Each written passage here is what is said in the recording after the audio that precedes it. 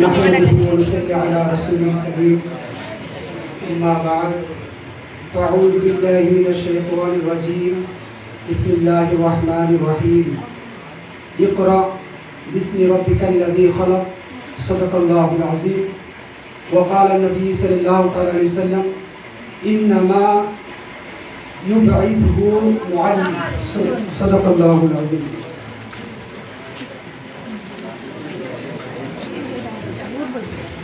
صحیح کیا ہے غلط کیا ہے اے سبق پڑھتے ہیں کہ صحیح کیا ہے غلط کیا ہے اے سبق پڑھتے ہیں جھوٹ کیا ہے سچ کیا ہے اے بات سمجھتے ہیں سوچتا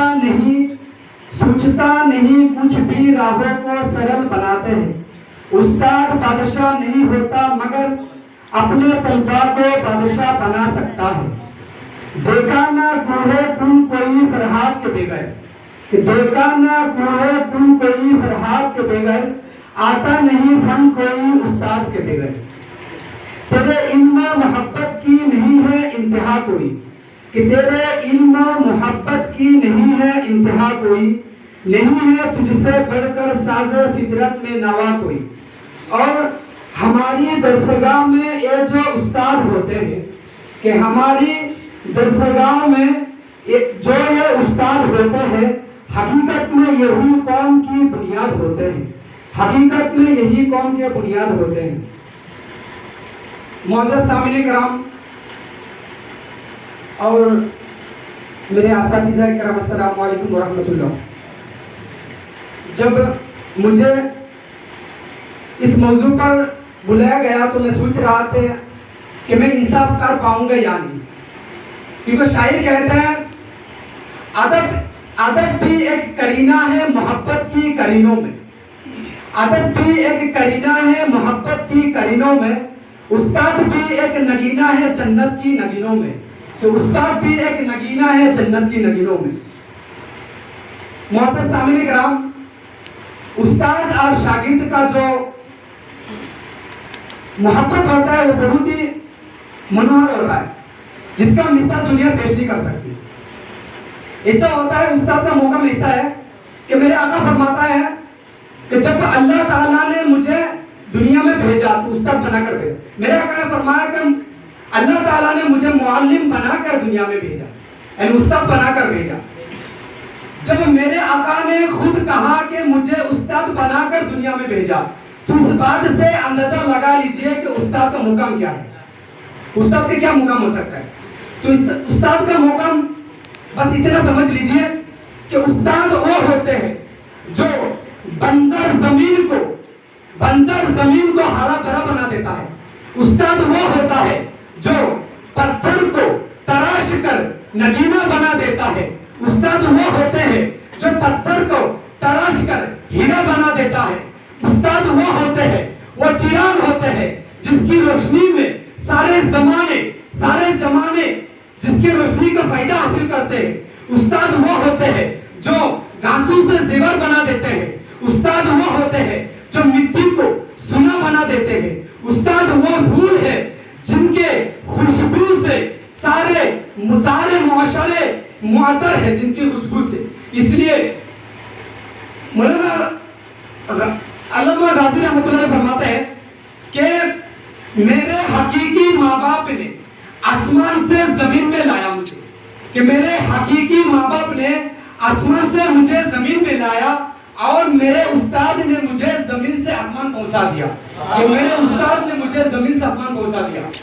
کیا معزز سامعین کرام, جب میرے آقا نے فرمایا کہ میں استاد بن کر آیا ہوں تو استاد کا مقام کیا ہو سکتا ہے. آپ سوچ رہے ہوں کہ استاد کا مقام کیا ہو سکتا ہے.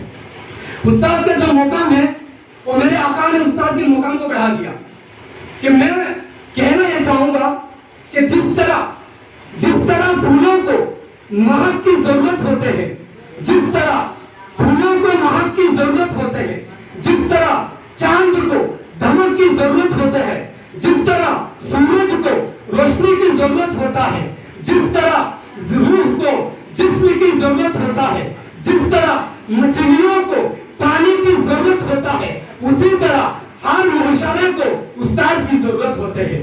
ہر معاشرے کو استاد کی ضرورت ہوتے ہیں. لیکن آخر ایک بات کہوں گا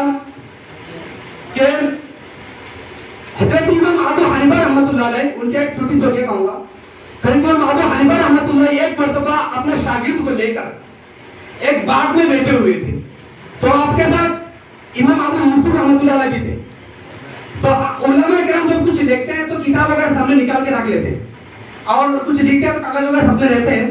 तो इमाम अबू हनीफा रहमतुल्लाह अलैह लिख रहे थे कुछ, और इमाम अबू यूसुफ रहमतुल्लाह अलैह के साथ में थे। तो बाग के कोने में कुछ बच्चे खेल रहे थे, उन बच्चों में से एक बच्चे का गेंद बाग में आ गया। अब वो जो बच्चा जब चल के बाग में आ गया, इमाम आजम उस बच्चे को देखकर ठहर गए। जब आप ठहर गए तो जो कुछ आपका गुद में था कागज वगैरह सब बिखर गया। तो बिखर गया तो अबू यूसुफ रहमतुल्लाह अलैह दिगर जो शागिर्द थे सबने इकट्ठा किया, उस तक साथ का जमा कर दिया। इसी तरह फिर आप कुछ लिख रहे थे, 4 मिनट गया, फिर से बच्चा आ गया, अब फिर से ठहर गए, फिर से सब बिखर गया। अब बच्चे का भी कुछ बच्चे ऐसे होते हैं जिनका मतलब सब्र नहीं होता, कुछ बच्चे का सब्र होता है। तो फिर से सब बिखर गया और फिर से इकट्ठा करके जमा किया। इसी तरह 5 मरतबा हो गया। 5 मरतबा होने पर फिर से हुआ। अब तो 7 मरतबा हुआ। इमाम अबू यूसुफ रहमतुल्लाह अलैह कहते हैं, उस्ताद जी ये क्या हो रहा है, हज़रत ये क्या है? बार बार एक बच्चे आ रहे हैं, बच्चे का मतलब होता है आना जाना। बार बार इस बच्चे को देख आप ठहर जाते हैं, आप तो तकलीफ हो रही थी ना, आप घुटनों पकड़ के उठ रहे थे।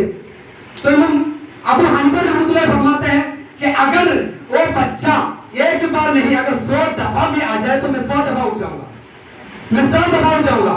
अबू यूसुफ रहमतुल्लाह अलैह फरमाता है कि हजरत आखिर बात क्या है, क्यों उठ जाएंगे? इस बच्चे में क्या है, बच्चे को देखकर उठ रहे हैं।